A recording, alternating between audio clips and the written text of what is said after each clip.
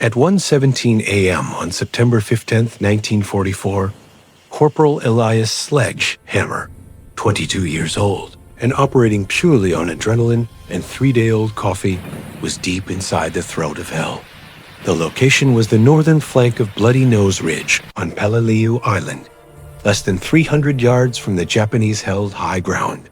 The silence of the jungle night had been shattered by the worst possible sound: the high-pitched, screaming Banzai charge of approximately 400 fanatical Imperial Japanese soldiers. Sledge was not a combat infantryman. He was an ordnance mechanic, a grease monkey, and at this exact moment, he was attempting emergency surgery on an M4A2 Sherman tank, nicknamed the Iron Maiden. This 32-ton behemoth was not just disabled. It was essentially a smoking, immobile steel pillbox, and it represented the single final defensive line protecting Company G, 1st Marines, from being overrun and pushed into the sea. The urgency was palpable, thick like the smell of burning cordite and hot engine oil that permeated the humid air. The Japanese charge was relentless, pouring down the ridge with reckless disregard for the massive casualties already sustained by previous attacks. They knew the Marine line was brittle.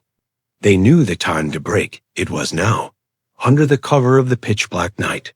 Sledge wasn't carrying a rifle. His weapon was a 16-pound sledgehammer, a borrowed oxyacetylene torch, and the fierce, slightly unhinged commitment to the machine under his hands.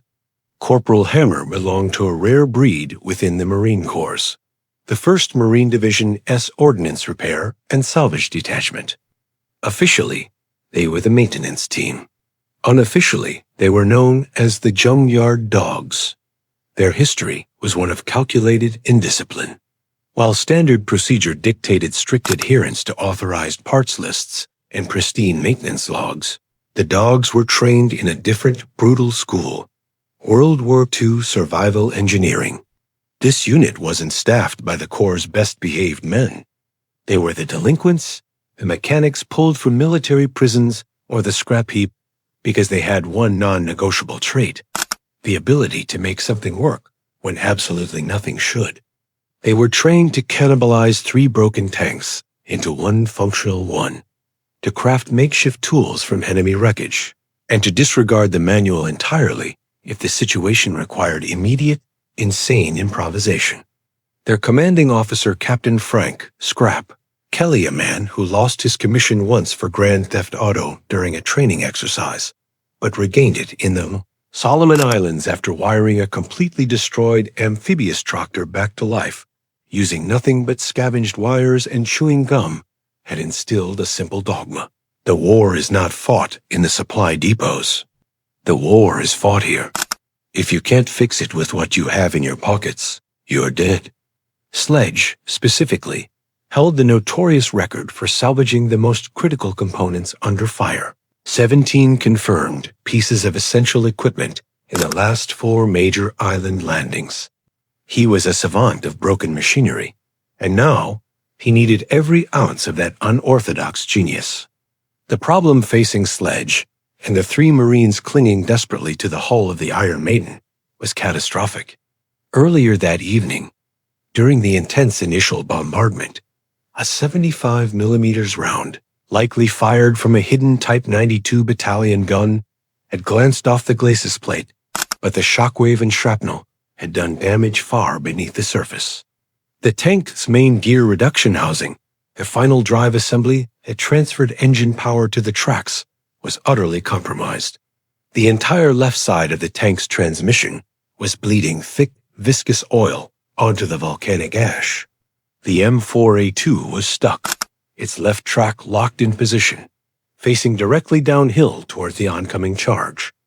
It was essentially a fixed artillery piece, its main gun firing desperately into the advancing human wave, but without mobility, it was doomed. If the Japanese managed to surround it, they would overwhelm the crew with satchel charges and high explosive grenades within minutes. Sledge knew the clock wasn't measured in hours, or even minutes. It was measured in the distance of the approaching screams. The main gun fired again. Crump! and the muzzle flash momentarily illuminated the grim technical reality. The steel housing was fractured, the internal mechanism grinding itself to death. A standard field repair required 3 days, a heavy lift crane, and a full set of replacement parts flown in from 1,000 miles away. Sledge had 3 things: a flashlight duct taped to his helmet, a canister of emergency welding rods that were notoriously difficult to work with, and the absolute certainty that if he failed, Company G would cease to exist by 2:00 a.m. He looked at the deep, oily fissure in the drive housing. He had to stop that catastrophic leakage and somehow stabilize the assembly long enough for the crew to move the tank 50 feet back to a covered position. But sealing a high-pressure, torque-heavy component like a final drive using a crude field weld was impossible. The housing would rupture the second the driver engaged the transmission. That was when the Junkyard Dog in Sledgehammer took over. He realized conventional welding was suicide. He needed a mechanical, structural patch, a brute force solution to stabilize the compromised metal. He saw the wrecked Type 95 Hago light tank the Marines had disabled 20 yards away, a useless hunk of Japanese steel that had been ignored as scrap.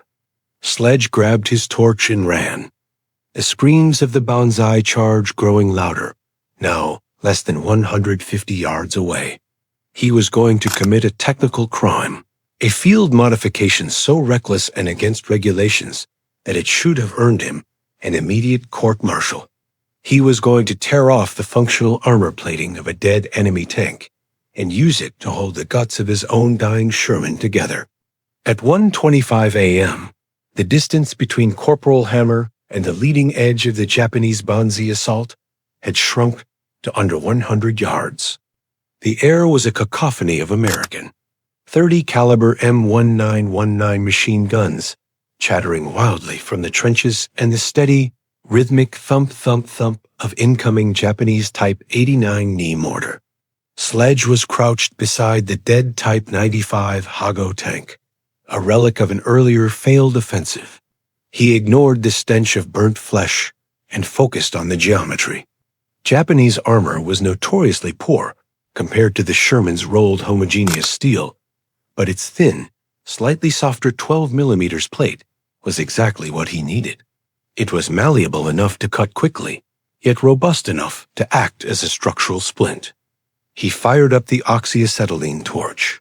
The flame roared, a defiant blue-white glare in the dark landscape. This light immediately drew attention. 2 machine guns, 1 Marine, 1 Japanese opened up specifically on the location of the roaring torch. Sledge was working in a spotlight of his own making, desperately slicing through the bolted-on side plate of the enemy tank's hull. "Sledge, get the hell down!" screamed Sergeant Davies, the tank commander, leaning perilously out of the Iron Maiden's turret. "Need the hardware, Sarge."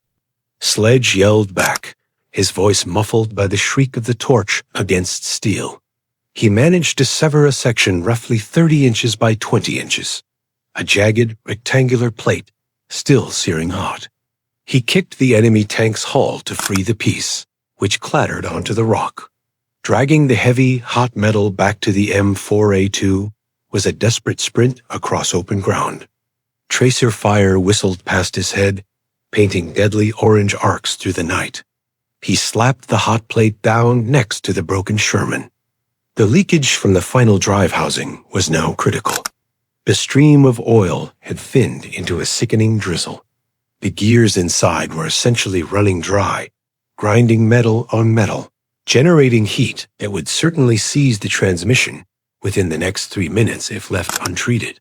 Sledge's plan was revolutionary and fundamentally unsound according to any engineering manual. He wasn't going to fix the crack. He was going to use the Japanese armor plate to create a high-pressure compression brace, holding the fractured housing in place and giving the remaining gears a chance to function under reduced stress. The M4A2's hull side near the final drive provided no easy mounting points. Standard bolts were impossible to drill and fit in this position in this time frame. Sledge had only one tool fast enough: the welder. He used the torch again, heating and hammering the thick marine armor adjacent to the fracture, the only part of the Sherman sturdy enough to hold the patch. He sculpted shallow grooves, creating a cradle. Then, positioning the stolen Japanese plate over the fractured final drive housing, he began welding the foreign metal directly onto the Sherman's hull. This was the height of survival engineering, using an incompatible salvaged material, attached using a method crude bead welding that risked introducing massive stress fractures into the Sherman's own armor. But the alternative was absolute loss. The rhythmic pop-pop-pop of Japanese small arms fire was now agonizingly close, echoing off the tank's hull. Sledge worked with the frantic speed of a man trying to outrun an avalanche. He was melting American welding rods onto Japanese steel, fusing them to a critical American drivetrain component, defying every rule of metallurgy and safety. At 1:36 a.m., Sledge finished the splint. The crude weld seams were thick and uneven, but the Japanese plate was locked down, pressing inward, squeezing the fractured final drive housing like a massive red-hot Band-Aid. Sergeant Davies dropped from the turret hatch, his face grim. "Sledge, they're 50 yards out. We need to move now. Is it going to hold?" Sledge wiped the sweat and oil from his eyes, the residual light of the welding arc making his pupils constrict.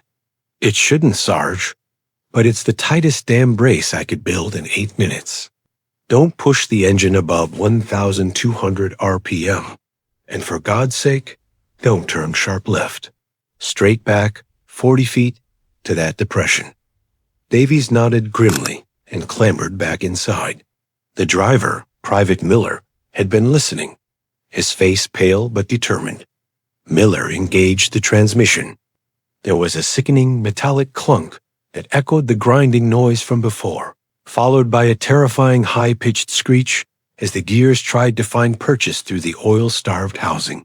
For a split second, Sledge thought the Japanese patch had failed, that the extreme torque had torn the metal apart, guaranteeing the tank's immediate demise. But then, miraculously, the left track began to turn. Slowly, agonizingly slowly, the Iron Maiden began to crawl backward, the improvised patch screaming under the immense stress, but holding. As the tank gained a fraction of speed, retreating toward the Marines' established fighting positions, the leading wave of the Japanese charge broke through the brush line, now barely 30 yards away. Sledge had no time to retreat. He was trapped between the reversing Sherman and 400 bayonets. The moment the Iron Maiden started moving backward, Sledgehammer realized his tactical blunder. The reversing Sherman, which was his only hope for the line holding, was now a 32-ton threat bearing down on him. At the same time, the first Japanese soldiers burst into the clearing. At 1:38 a.m., Sledge dove flat onto the abrasive coral and volcanic ash, pressing himself against the lower front hull of the retreating tank, hoping his silhouette would disappear against the massive shape. The tank's massive tracks shuddered past his head, the roar of the Continental R975C1 engine vibrating through the ground. A Japanese soldier, possibly an officer given his samurai sword, saw the figure under the tank. The soldier screamed and charged, bayonet fixed. Sledge had only seconds. He grabbed the only weapon near him, the heavy, still-hot section of the oxyacetylene torch he'd used moments before. As the Japanese soldier lunged, Sledge rolled, slamming the heavy metal torch nozzle directly into the soldier's knee. The man went down with a sharp, sickening crack, his bayonet scraping harmlessly across the Sherman's lower hull. The tank completed its agonizing 40-foot reverse, settling into a shallow, fortified depression that Captain Kelly's men had secretly dug out the previous afternoon. A strategic hole specifically for a disabled vehicle. Sledge scrambled out from underneath the tank, covered in oil, dust, and sweat. The tank's primary machine gun immediately opened fire over his head, chewing up the ground the Japanese were rapidly gaining. From his new, slightly sunken position, the Iron Maiden was transformed. It was no longer a doomed target, but a stable, mobile fortress. The Japanese, momentarily disoriented by the tank's sudden retreat and repositioning, hesitated. Sergeant Davies, inside the turret, had bought them critical time, but the structural integrity of the field fix was now facing its ultimate stress test, sustained high-intensity combat maneuvering. Sledge was now pinned down directly adjacent to the tank's hull, the smell of burnt gears and hot metal overpowering. He grabbed the sledgehammer, his real name, his real weapon, and waited for a chance to sprint the 15 yards back to the Marine foxholes. Suddenly, the grinding inside the final drive intensified, overriding the noise of the engine. The Japanese splint was under too much stress. The field weld, already compromised, began to give way under the constant, punishing torque required to keep the tank aligned and firing its 75mm howitzer.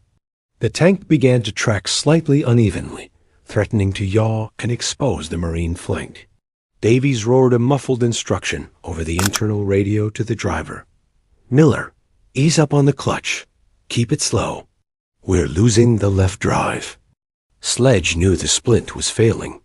He had designed it for a 40-foot retreat, not sustained defensive action. The continuous firing of the main gun, which rocked the entire chassis with every shot, was accelerating the failure. He saw the problem. A small section of the crude weld holding the upper edge of the Japanese plate had fractured, causing the entire brace to shift minimally, but fatally compromising the compression on the drive housing. He was faced with an insane, split-second dilemma, a true test of his survival engineering dogma. Option A, the safe retreat. Abandon the tank, sprint back to the Marine line, and use his salvaged rifle to fight as infantry. The tank would surely fail within minutes. The Japanese would bypass it, and the line would break. Option B, the technical suicide. Attempt a second localized field fix while the tank was firing, and while the Japanese were assaulting the hull. He would need to somehow reinforce the failing weld, exposed to hundreds of enemy rifles. At 1:40 a.m., Corporal Hammer chose option B. The sheer psychological weight of allowing the line to collapse because a fix was too dangerous was too much for the Junkyard Dog to bear. He pulled out his smallest piece of equipment, a spool of heavy-gauge utility wire salvaged from a downed communications reel. He knew he could re-weld the fracture without an unacceptable risk of being shot or further damaging the housing. He needed a temporary, binding fix, something to clamp the Japanese plate back into place until the charge was repelled. Under a hail of concentrated fire from the closest Japanese squad, Sledge began wrapping the utility wire around the entire drive housing, and the new Japanese splint attempting to use tension to compress the parts together, a technique usually reserved for patching radiator hoses, not load-bearing tank components. This was less engineering and more sheer mechanical defiance. He was manually tightening a metallic tourniquet on a dying war machine, 30 yards from the enemy, with only a sledgehammer for protection. If the compression held, the Iron Maiden might survive the next half hour. If it snapped, the metal shrapnel and flying gear teeth would certainly kill him. The first wave of Japanese soldiers reached the tank's position. They didn't see Sledge. They only saw the massive steel wall. They scrambled onto the hull, aiming to locate the hatches and plant their satchel charges. Sledge was effectively hiding beneath the enemy's feet, tightening the wire with a wrench and his own bloodied hands, gambling everything on a desperate gamble of pure tension. At 1:43 a.m., the assault was fully engaged. The top of the Iron Maiden was swarming with Japanese infantry attempting to disable the turret or find the driver's periscope. Inside the tank, Sergeant Davies was using the coaxial machine gun to sweep the closest attackers off the hull, the spent brass raining down onto Sledge's position. Sledge was operating in a narrow corridor of relative safety. The Japanese soldiers were so focused on the main body of the tank and the Marine trenches 15 yards behind it that they failed to notice the lone figure working furiously below the sponson. He cinched the heavy-gauge utility wire, 3 full wraps around the final drive housing, twisting the ends with a pair of pilers salvaged from a shattered toolkit. The wire was biting into the Japanese steel patch and the original Sherman housing, creating immense, non-yielding pressure on the fractured components. The noise from inside the transmission changed immediately. The high-pitched grinding subsided, replaced by the deep, consistent growl of the functional engine. The mechanical tourniquet had worked. The sheer compression of the wire held the compromised structure just stable enough for the gears, lubricated by the remaining half-quart of oil, to mesh. The Iron Maiden stabilized, providing a perfectly functioning, albeit temporary, firing platform. The tank's 75mm gun fired, point-blank, into the mass of Japanese troops directly ahead, creating a momentary vacuum in the assault line. The Japanese infantry on the hull, momentarily stunned by the blast, focused their attention back on the periscopes. This gave Sledge the opening he needed. He scrambled along the track guard, ignoring the stinging pain of shrapnel embedded in his left shoulder, and made a dash for the closest Marine trench. He landed hard, tumbling into a shallow foxhole already occupied by 2 terrified but determined Marines. "Hammer, where the hell did you come from?" asked Private First Class Reynolds, staring at the oil and blood-soaked corporal. "The belly of that damn thing," Sledge gasped, pulling himself together. "It's running. Don't let them flank it." He looked back. The Sherman, secured by the improbable tension of the utility wire, was pouring a relentless stream of fire into the Japanese center. It was acting as a massive shield, absorbing the majority of the incoming fire intended for Company G. For the next 10 minutes, the battle hinged entirely on that tank, and the technical gamble Sledge had taken. The M4A2 was immobilized in the sense that it could only shift its tracks minimally, but it provided continuous, accurate fire that no other Marine asset in that sector could deliver. The Japanese High Command, believing the tank was completely crippled after the initial hit, had invested too heavily in this Banzai attempt. They had dedicated half their attacking force to eliminating the Iron Maiden, and the other half to breaking the infantry line. The tank's miraculous continued operation forced a deadly calculation error upon the Japanese commanders. They assumed the tank had received reinforcements or a full repair crew, and therefore their entire plan was compromised.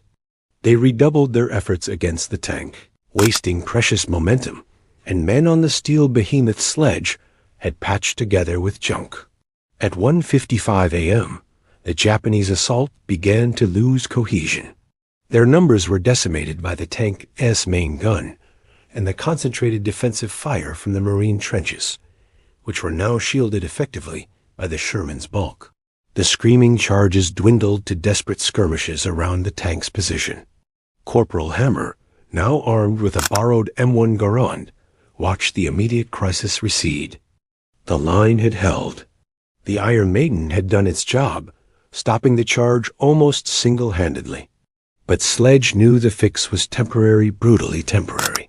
The moment the tank tried any significant maneuver, the utility wire would snap, and the final drive would tear itself apart.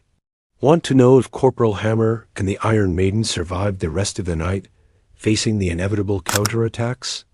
Hit that like button right now. It tells the algorithm this story matters and helps more people discover it.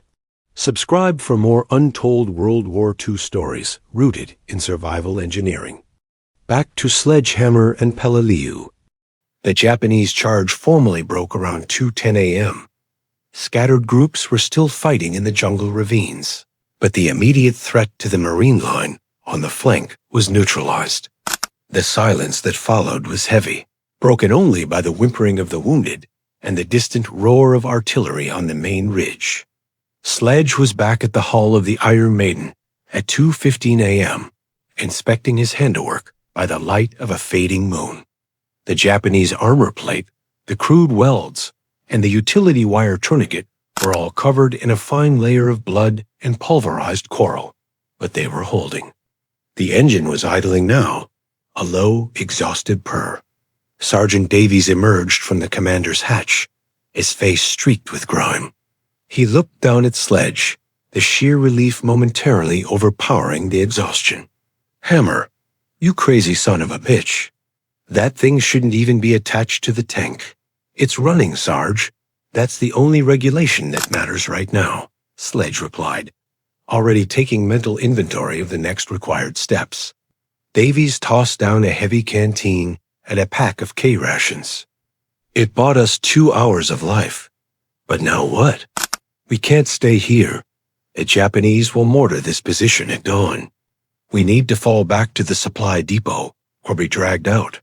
The problem was logistics. Getting a heavy wrecker, a Diamond T-980 up to this forward position was impossible before morning.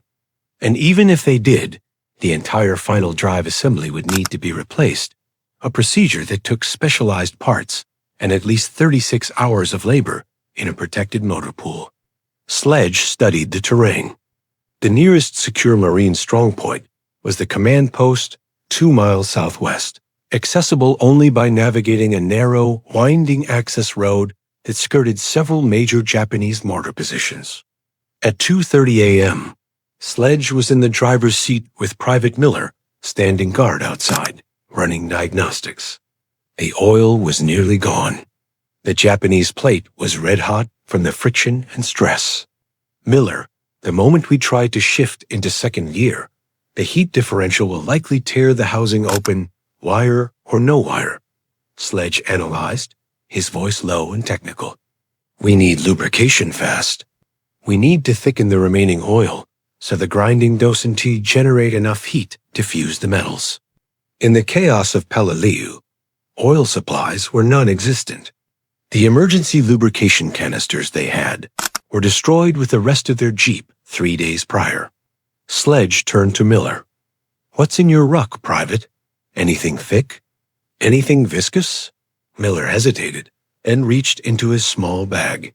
He pulled out 2 items, a jar of issued peanut butter, hard and dense in the tropical heat, and a massive, unused block of waterproof axle grease, meant for lubricating the turret ring. A crazy idea, perfectly suited to a junkyard dog, formed in Sledge's mind. "That axle grease," Sledge said, pointing to the thick petroleum-based block. "We're going to feed it into the drive housing." Miller looked horrified. "Corporal, that's designed for slow-moving, low RPM joints. If we put that in the final drive, it'll foul the gears and possibly shear the teeth completely." "It will, but it'll also generate massive friction slowly and stop the grinding from the remaining metal-on-metal action," Sledge countered, his eyes shining with the manic intensity of a man solving an impossible equation. "We use the heat generated by the remaining oil to partially melt and distribute that grease. It'll seize the transmission within 30 minutes, but those 30 minutes are what we need to cover 2 miles. It was the ultimate Hail Mary fix, deliberately introducing a foreign fouling agent to gain a temporary, life-saving window of mobility. It would guarantee the tank was completely written off, but it would save the crew and the position. At 2:45 a.m., using a long salvaged piece of copper piping, Sledge and Miller forced chunks of the cold axle grease into the remaining small opening in the fractured drive housing, pushing the solid lubricant toward the grinding gears. The tank began to move again, lumbering slowly forward at less than 5 miles per hour. The heavy grease muffled the catastrophic internal noises. The Iron Maiden was alive, but only for a very short, specific window of time. Its transmission, now running on a concoction of engine oil, axle grease, and sheer willpower. They began their perilous 2-mile journey across the shattered landscape of Peleliu, driving a ticking time bomb of improvised engineering, knowing that any obstacle or sudden stop would be the end of them. The journey began at 2:51 a.m. The 2 miles back to the command post were less of a road and more a treacherous obstacle course of shattered coral formations. unexploded ordnance, and intermittent pockets of Japanese resistance. The Iron Maiden moved like a mortally wounded beast, its progress agonizingly slow. Inside the tank, the crew was fully aware of the physics at play. They were listening intently to the unique sound of their transmission, the low, almost muffled roar that indicated the grease mixture was holding. They knew it when the pitch changed. It meant the end. Sledge, riding on the exterior of the engine deck, was their eyes and ears for the mechanical integrity of the patch. He could smell the intense heat radiating from the final drive. The axle grease was doing its job, creating a protective layer, but it was also generating massive internal friction. The tank's temperature gauge was spiking dangerously high. Their biggest fear materialized at 3:05 a.m., roughly 1 mile into the retreat. The tank crested a small, rubble-strewn rise, only to be met by a burst of fire from a hidden Type 99 machine gun nest positioned just 50 yards off the track. Sergeant Davies immediately traversed the turret and returned fire, but the Japanese gunner, firing armor-piercing rounds, struck the M4A2 side skirt 3 times in rapid succession. One of those rounds, Sledge noted with horror, hit dangerously close to the improvised Japanese plate. The internal sound immediately changed. The low growl dissolved into a high-pitched metallic shriek. Transmission failure. The grease is breaking down. Sledge yelled through the hatch to Davies, slamming his fist on the turret. Davies. The Type 99 machine gun continued its hammering, trapping the Sherman in the open. If the transmission ceased here, they would be sitting ducks at point-blank range for the entire duration of the Japanese crew gas reloading sequence. Sledge knew the issue. The heat from the new incoming fire, combined with the internal friction, was vaporizing the remaining lubricant and causing the grease to simply break down and foul the gears. They needed to cool the component instantly. He had no water, no coolant, and no time. He looked around desperately, spotting the only non-essential, thick liquid they carried. The emergency gasoline reserves kept in 2 metal jerrycans strapped to the rear deck, intended for a small generator they weren't using. The decision was reckless beyond comprehension. Gasoline and extremely hot metal do not mix. The risk of flash combustion or explosion was real and immediate. Pull back into the reverse incline. Miller, give me 5 seconds of pure torque, Sledge roared. As the tank jerked violently to back up, attempting to shield the drive housing, Sledge grabbed one of the gasoline cans. He had to be precise. He couldn't pour the gasoline directly onto the hot exhaust manifolds or the engine compartment.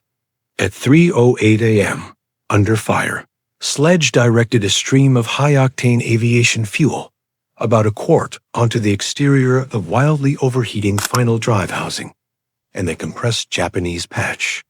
The metal sizzled, the gasoline immediately flashing into white, non-combustible steam in the fierce heat, carrying away a massive amount of surface temperature in a rapid cooling effect. The mechanical shriek inside the tank subsided, replaced once again by the deep, consistent growl. The shock cooling had briefly stabilized the internal components. Davies used the brief pause to align the 75mm main gun and obliterate the machine gun nest with a single high-explosive HE round. The Japanese gun was silenced, but the damage was done. They had only managed to buy a few minutes more of mobility. Sledge climbed back onto the engine deck, adrenaline masking the exhaustion. They had covered barely 1.2 miles. They had 0.8 miles remaining, and the tank's internal clock was running faster than ever. The repeated stress cycles, heating, cooling, firing, were steadily weakening the utility wire and the splint. They needed one final, insane piece of survival engineering to make it to the command post. They needed something to physically bind the entire assembly together, something more durable than wire, before the final catastrophic seizure. And Sledge knew exactly what that material was: the tank itself. At 3:15 a.m., the Iron Maiden was limping along the final stretch of the treacherous path its progress now measured in feet rather than yards. The temporary stability gained by the gasoline shock cooling was fading fast.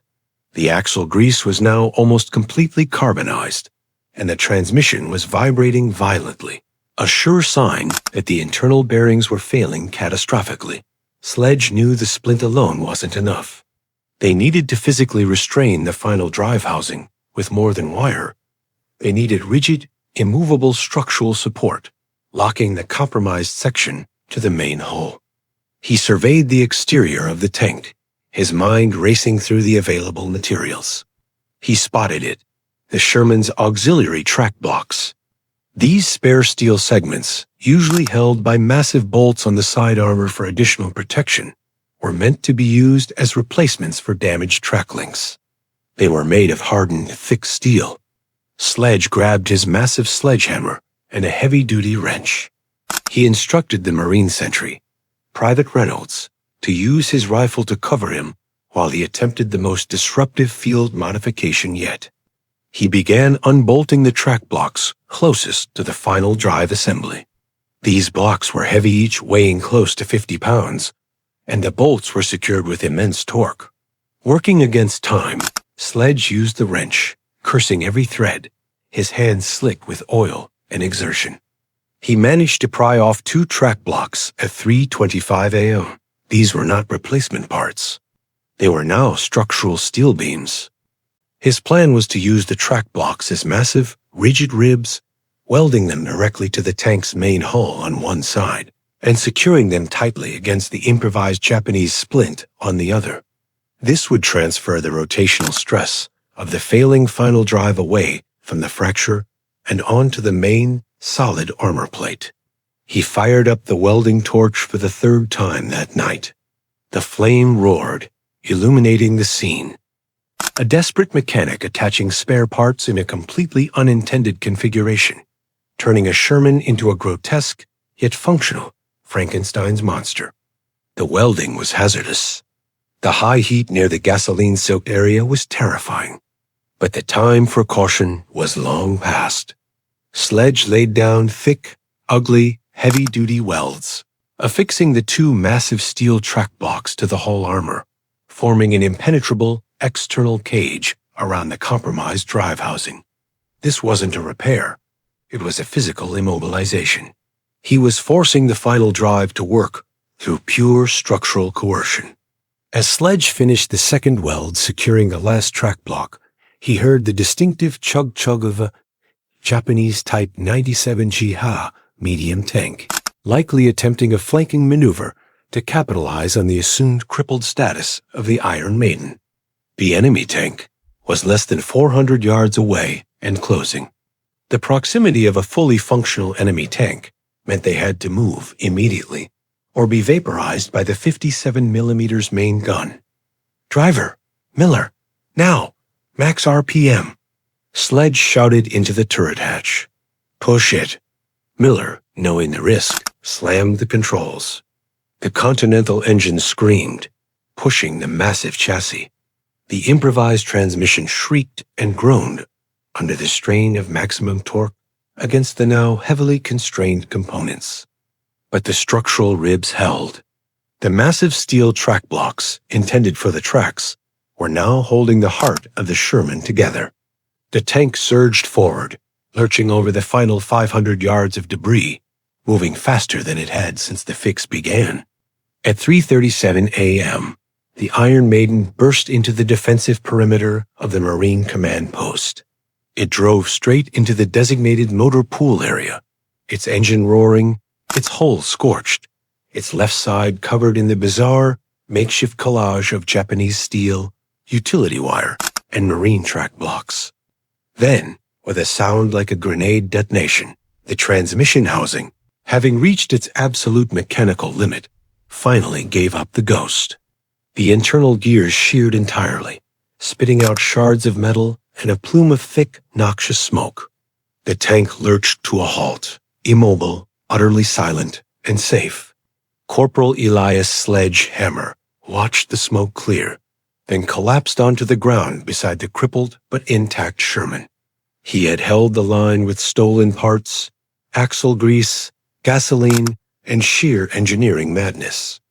The Japanese Chiha, having lost its target, stopped short, unsure of the tactical situation, and was promptly engaged and destroyed by the Marine artillery hidden within the command post perimeter. Sledge had driven a dead tank 2 miles and stopped a Banzai charge. He had saved Company G, but what price would be paid for this level of improvisation? The sun rose over Peleliu at 6:12 a.m., casting a harsh, unforgiving light on the wreckage of the night before. Company G had lost 47 men, but the line had held, directly attributable to the 2 hours of continuous fire provided by the Iron Maiden. However, the morning light revealed the true, grotesque nature of Corporal Hammer's emergency repair. At 7 a.m., Major Thomas Vane, the division ordnance officer, arrived at the motor pool. Vane was a meticulous man, obsessed with maintenance logs, official procedure, and the integrity of U.S. Marine equipment. He saw the Sherman tank, its left side fused with foreign and incompatible materials, and his face went pale with professional horror. The sight was astounding. A section of thin, gray Japanese armor was crudely welded onto the thick green American hull. Heavy utility wire crisscrossed the assembly, and finally, 2 massive, welded-on steel track blocks encased the entire fractured final drive.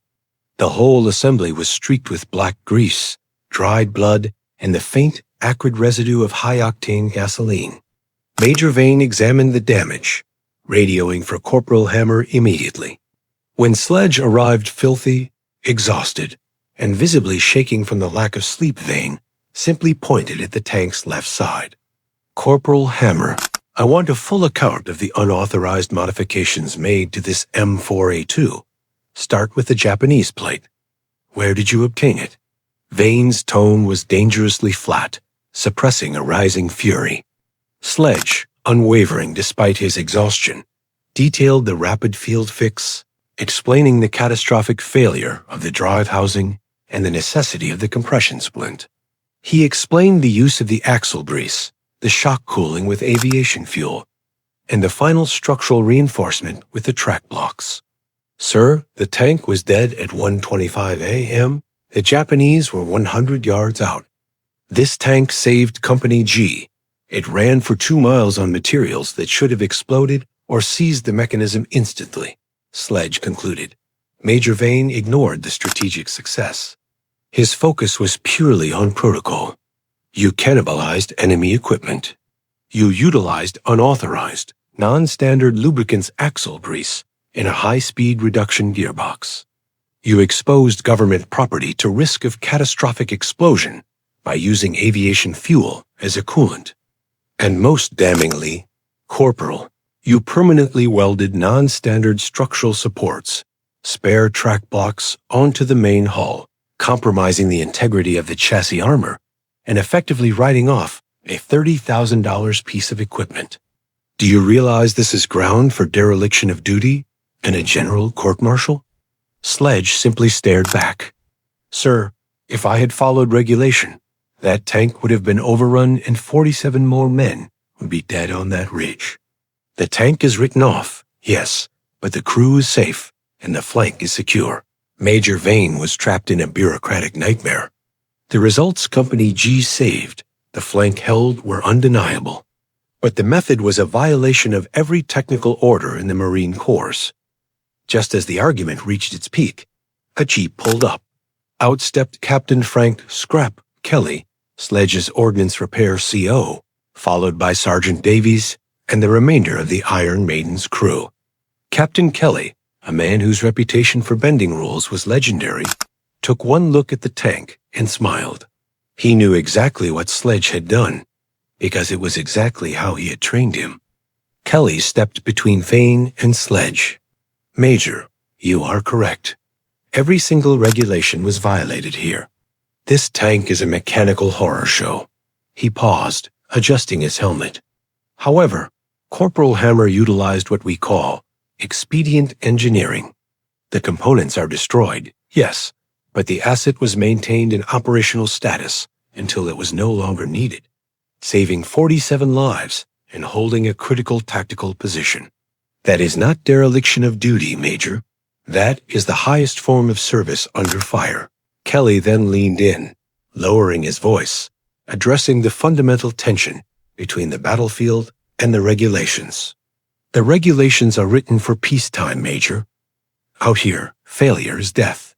Sledge was given a dead machine in an impossible situation. He chose to save the men by destroying the machine. That, sir, is a choice I endorsed through my training. Major Vane was left with the inescapable reality. Punishing Sledgehammer meant undermining the heroic survival of Company G and admitting that the official supply lines were inadequate to the task. He looked at the crew, who stood silently, glaring their support for Sledge. He looked at Captain Kelly, whose confidence was absolute. And he looked at the horrific welded structure of the Iron Maiden, which had, against all reason, done its job. The court-martial threat evaporated, replaced by a begrudging professional awe. Major Vane sighed. "Corporal Hammer," he conceded stiffly, "you are officially relieved of duty for 48 hours for immediate exhaustion and technical insubordination. I want a full report on the exact materials used, including the specifications of that Japanese plate, on my desk by the end of the week. This tank is to be immediately scrapped." The fate of the Iron Maiden was sealed, but Sledgehammer had done more than just save a crew. He had created a legend of wartime improvisation, a perfect example of survival engineering that would echo through the Ordnance Detachment for the rest of the Pacific War. The official designation of the Iron Maiden after its rescue was beyond economical repair, bare, due to extreme structural compromise. It was deemed a total loss, but the story of the tank that stopped a Japanese charge with parts from its enemy, axle grease, and utility wire quickly spread through the 1st Marine Division on Peleliu. Corporal Elias Sledgehammer, recovering from mild exhaustion and several minor shrapnel wounds, became an instant, reluctant legend among the men of Company G and his fellow Junkyard Dogs. His actions transcended mere heroism. They embodied the resourcefulness of the American fighting man facing overwhelming logistics failure. The immediate consequence of the incident, despite Major Vane's initial fury, was a quiet, significant shift in policy within the Ordnance Corps stationed on the front lines. Captain Kelly used the detailed reports of the repair, the very reports Major Vane had demanded, as evidence that rigid adherence to peacetime parts lists was deadly in a total war environment. Kelly argued successfully that training in expedient field fixes, even those that sacrificed the equipment for the mission, should be officially sanctioned for forward repair units. He renamed his unit's unorthodox training doctrine, internally calling it Hammer's Law of Unacceptable Means to Essential Ends. The technical specifics of Sledge's repair became textbook material for the Junkyard Dogs. The fix deconstructed. 1. The splint, 1:25 a.m. The use of the enemy Type 95 armor plate provided the necessary compression. Japanese steel, being softer than the Sherman's own high-grade alloy, acted as a buffer, deforming slightly under the stress to maintain constant pressure on the fracture, preventing immediate gear separation. 2. The lubricant, 2:45 a.m. The axle grease created a temporary high-viscosity barrier. While it guaranteed the destruction of the transmission, it crucially converted the rapid, metal-fusing friction of the oil-starved drive into a slower, more manageable mechanical resistance, buying 30 minutes of mobility. 3. The coolant, 3:08 a.m. The flash vaporization of aviation fuel was highly dangerous, but incredibly effective. It dramatically dropped the surface temperature of the overheated final drive housing, preventing the lubricant from reaching flash point and breaking down entirely during the most critical point of the retreat. 4. The ribs, 3:25 a.m. The two welded track blocks provided the final brute force stabilization. By fusing the failing drive housing to the main, robust chassis, Sledge converted the rotational stress into shear compression. forcing the damaged mechanism to operate through structural rigidity rather than precision engineering. Without the sequence of these four increasingly desperate improvisations, the Iron Maiden would have been dead in the water, and the subsequent Japanese tank attack would have been disastrous for the exposed Marine infantry. The crew of the Iron Maiden, Davies, Miller, and the rest were adamant that Sledge deserved commendation. They pushed the narrative of their rescue hard, ensuring that the story reached Division Command. While Major Vane successfully prevented a formal Medal of Honor, fearing the precedent it would set for unauthorized repairs, Corporal Elias Hammer was awarded the Bronze Star for heroism and technical ingenuity under fire. The citation was subtly worded, praising his unprecedented resourcefulness, rather than detailing the actual, highly illegal methods he employed. The legacy of the event, however, was not the medal, but the salvaged Japanese armor plate.